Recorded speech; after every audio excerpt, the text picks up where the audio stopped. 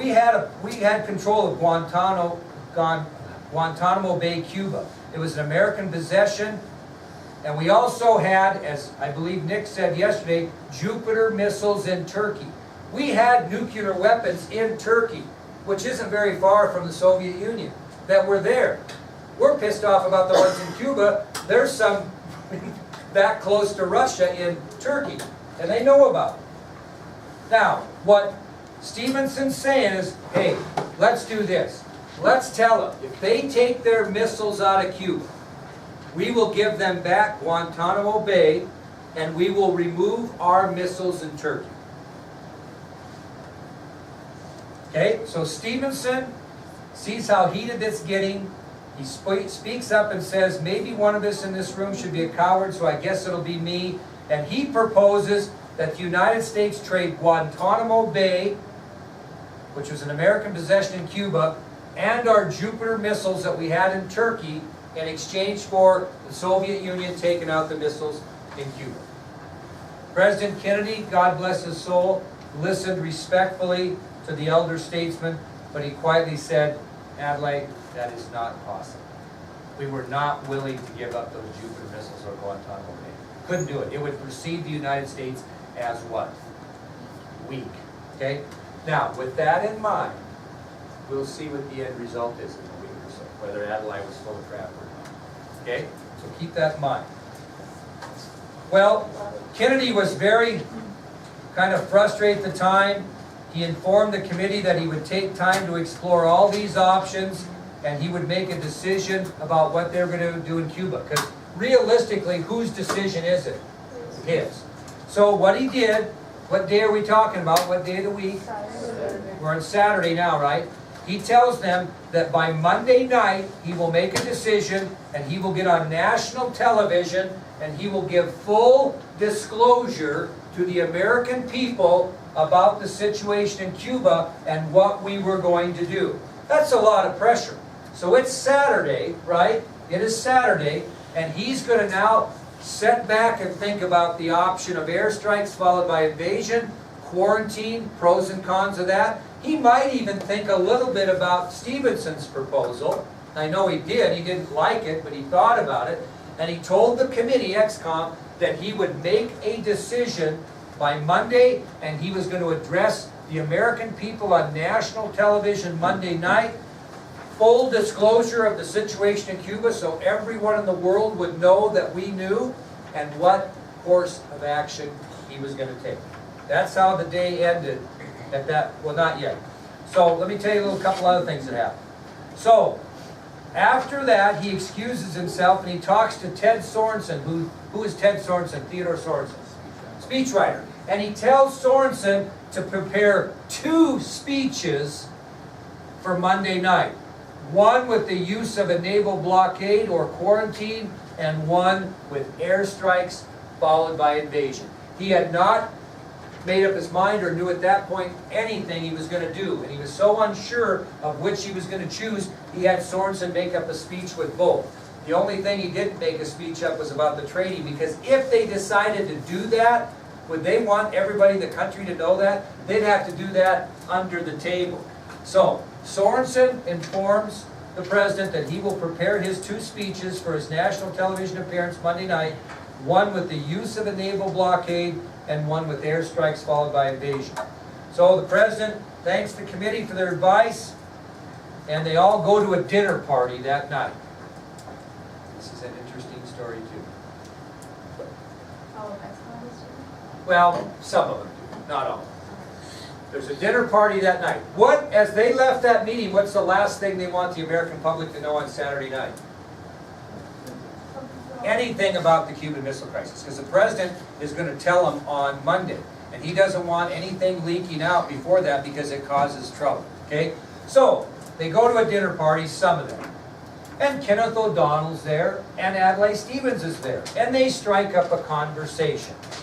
And Stevenson says, you know, he really killed himself. I'm dead politically with that suggestion I made. And Kenneth O'Donnell kind of patted him on the back, so to speak, said, you know, Adlai, you were doing what you think was best. But they were talking back and forth about, you know, his possible option. And then Stevenson said, you know, Kenny, The New York Times is prepared to run a story about the situation in Cuba in tomorrow morning's paper. Somebody got a leak out. And Stevenson caught wind that the New York Times knew about the situation in Cuba and were planning a lead story the next morning in their newspaper. That was incredibly dangerous. Now, how did that happen? It's kind of an interesting scenario. It wasn't so much about the entire situation in Cuba as there was some troop movements in Florida. When we got into this situation with the Cuban Missile Crisis, the military ordered troops to move and get prepared in case we had to invade. They didn't say anything. Well, a reporter for the New York Times by the name of James Reston kind of got wind of this somehow, that there were some unusual troop movements in Florida. And the only thing he could figure out is if they had unusual troop movements in Florida, that something was going to happen in Cuba. And nobody knew what he had. Stevenson knew he had something, but he didn't know exactly what he had. So you couldn't gamble that he didn't know everything. Does that make sense? You know, so that, you know, you can't keep a secret at all. Even military troop movements, something could get out. So a columnist from the New York Times by the name of James Reston heard rumors about weird troop movements in Florida, which could only probably mean something was going on in Cuba. So as soon as Stevenson told O'Donnell about this, what did O'Donnell do? He called President Kennedy and said, we got a problem here. The New York Times is going to run a doggone article about the situation in Cuba in tomorrow morning's paper, and we have no idea what they're going to say. And we're going to be in trouble if this gets out. And the danger of it getting out before Kennedy's speech, in which he makes the decision on what he's going to do. He doesn't want anybody to know. So what does the president do after O'Donnell calls him? What? What'd you say? He called the editor of the New York Times, or publisher, excuse me, Orville Dreyfus. Called him personally. Not Reston, who was going to write the story, but Orville Dreyfus. So the president calls him late at night, Orville Dreyfus, the publisher of the New York Times. And he tells him, Orville, you have got to hold this story until after my speech Monday night.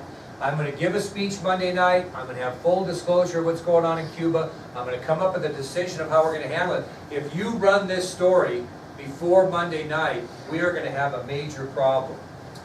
And Dreyfus is an editor and a publisher, so you think he's, oh, okay, Mr. President. What his business is to sell newspapers, right?